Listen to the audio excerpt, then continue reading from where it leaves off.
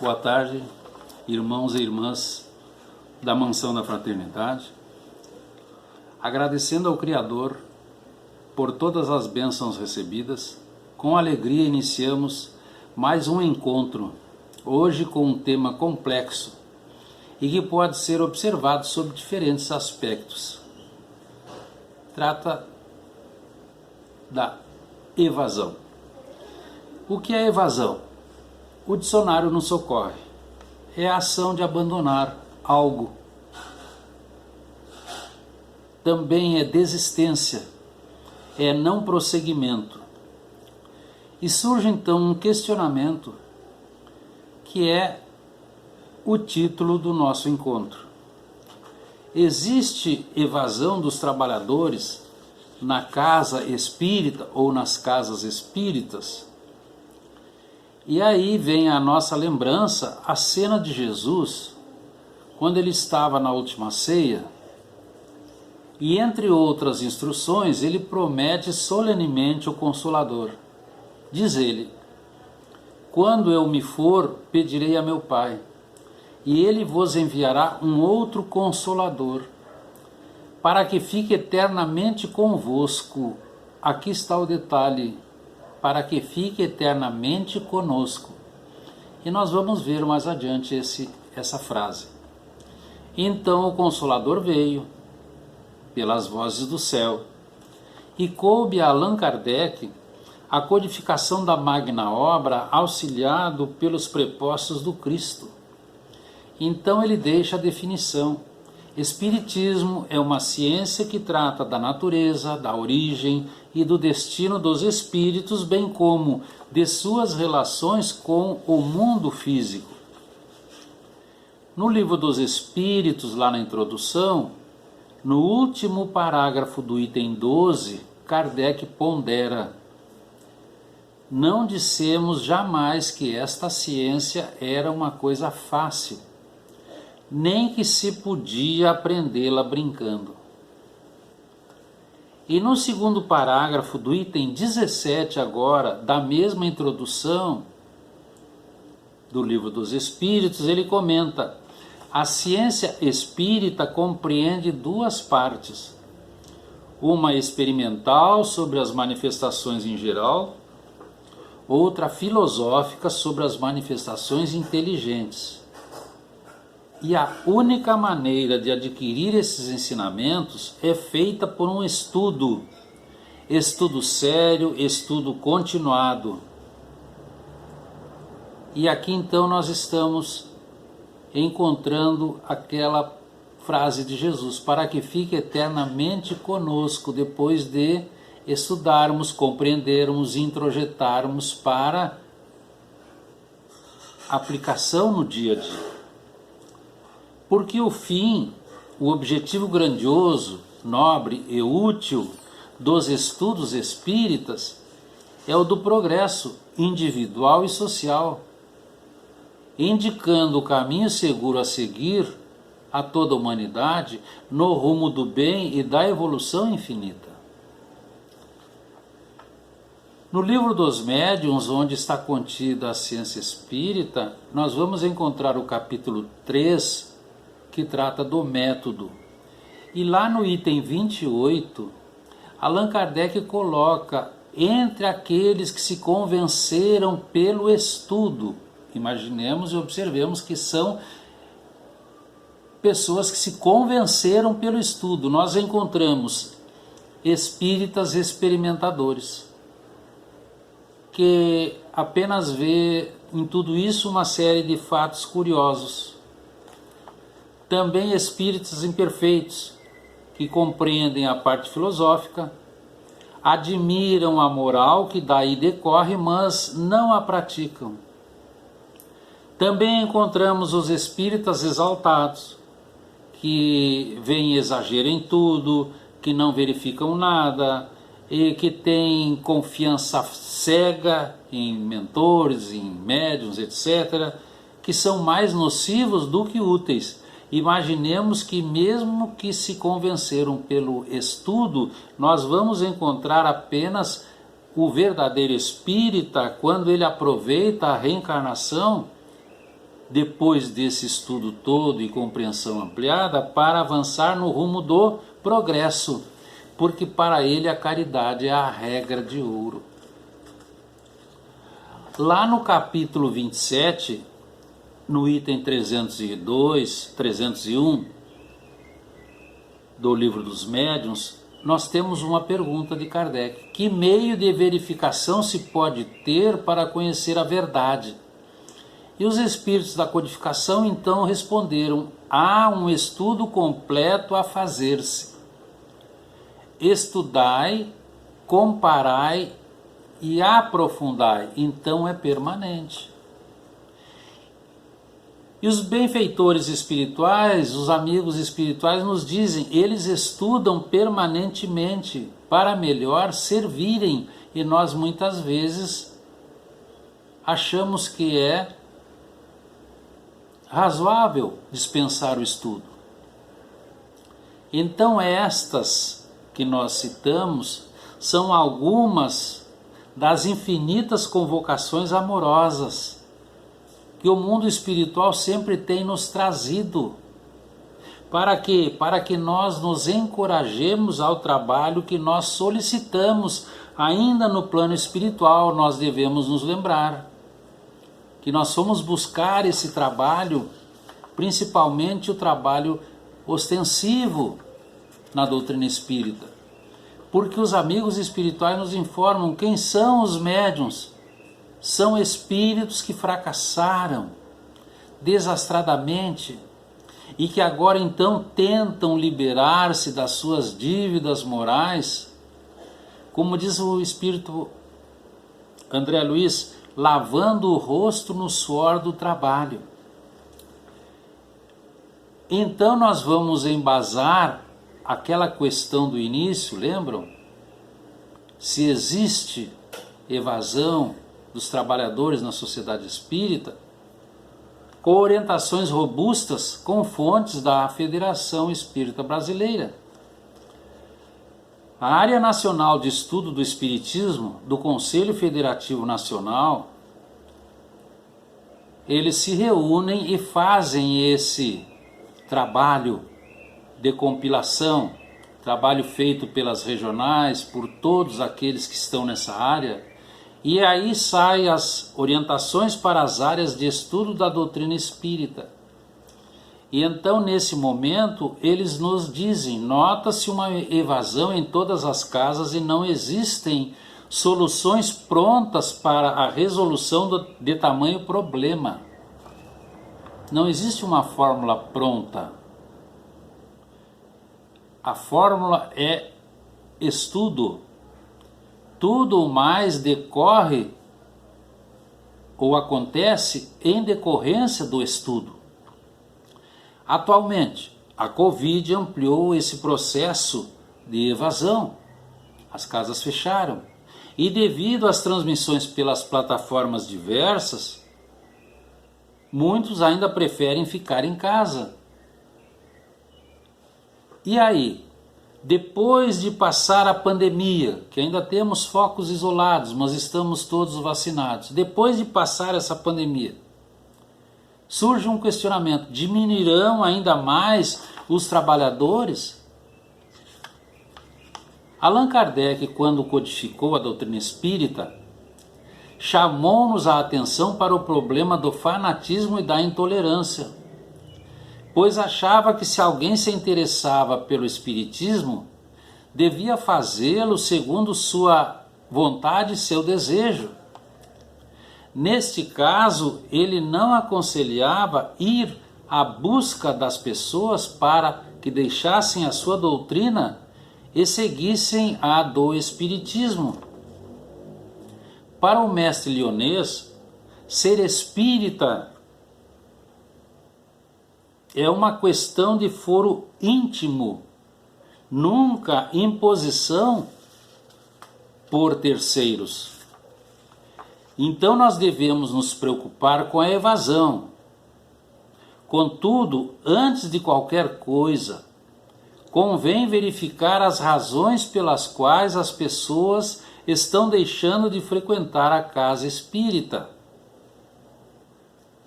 a febre nos socorre. A evasão decorrente de fatores internos e externos, tais como o acolhimento, a falta de organização, os tipos de lideranças, a falta de valorização, a falta de acesso às informações e as necessidades pessoais, entre outras. Porque nós devemos ter em conta que cada um de nós está num nível de entendimento que é diverso. E é nesse ponto que nós encontramos Alquindar de Oliveira quando ele nos traz um plano de ação para evitar a evasão dos trabalhadores no centro espírita. Ele começa nos informando: a doutrina espírita propicia dupla vantagem a quem procura um sentido para a vida. A primeira vantagem é uma doutrina esclarecedora, que dá respostas coerentes às indagações mais intrigantes da humanidade. Então, o compromisso maior, prioritário dos grupos espíritas é exatamente ensinar espiritismo, propiciando estudo e divulgação dos postulados espíritas. De que maneira? De maneira sadia, didática, atraente, motivadora do interesse pelo estudo e depois posterior vivência. Então, doutrina espírita é essencialmente estudo.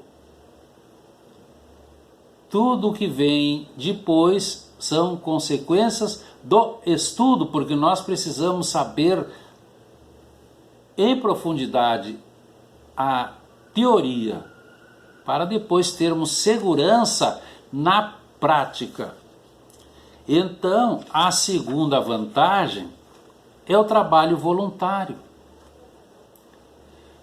Pela dupla vantagem oferecida, com o tempo, o trabalhador espírita consciente descobre que dedicar parte da sua reencarnação a essa causa de servir ao próximo voluntariamente, observemos esse detalhe, é mais do que obrigação, é realização pessoal, porque ninguém gosta de fazer nada obrigado. O nosso modelo maior, Jesus, passou-nos todo o seu ensinamento servindo constantemente ao próximo.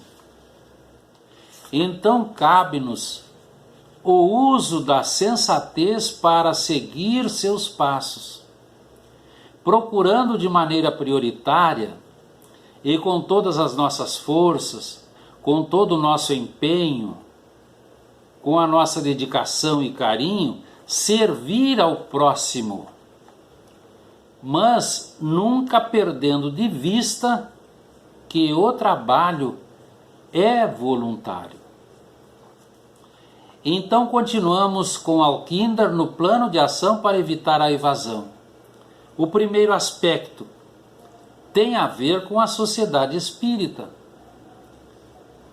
Mudar o modelo da liderança, passar credibilidade, confiança, ter conhecimento doutrinário, ter visão compartilhada, dando acesso às informações a todos e principalmente valorizando os grupos, porque nós vimos a recepção é a entrada da casa espírita.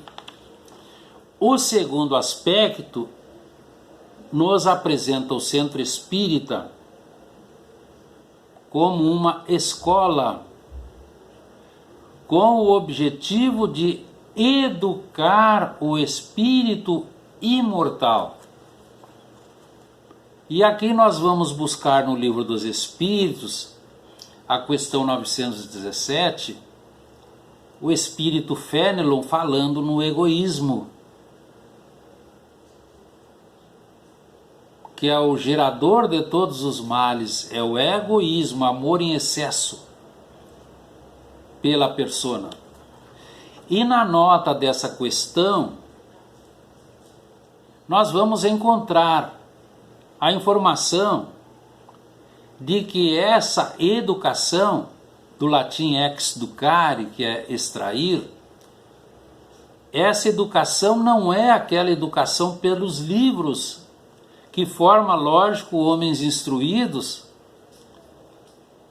mas muito viciosos.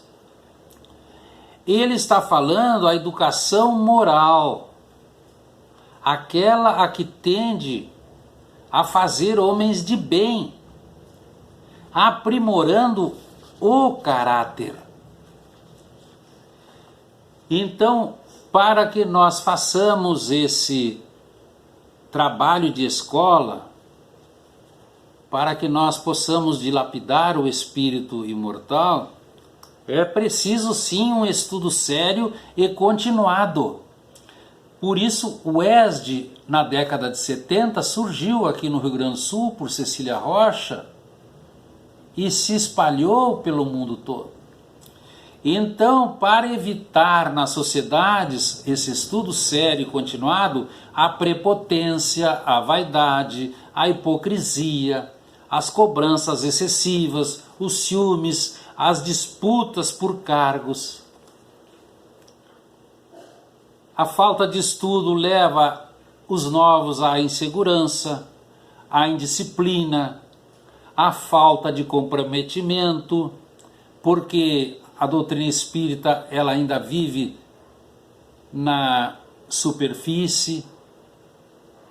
A rivalidade, a priorização de fenômenos, o endeusamento de trabalhadores, de médiuns, de espíritos, a confiança cega, a mistificação, a introdução de práticas estranhas, tentando colocar, porque a doutrina espírita é precisão e clareza. Nós tivemos uma época em que se falava nos desvios doutrinários, mas a doutrina espírita não tem equívocos.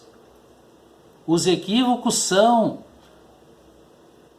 dos espíritos reencarnados que adentram na veneranda doutrina, não entendem e fazem a sua maneira. Nós vamos encontrar, salvo engano, no Evangelho segundo o Espiritismo, em que Allan Kardec nos diz: a doutrina espírita, bem estudada e bem compreendida, dissecada nos seus mínimos detalhes. Por isso é que muitas pessoas desistem daquele centro espírita, não desistem da doutrina, vão para outro lugar.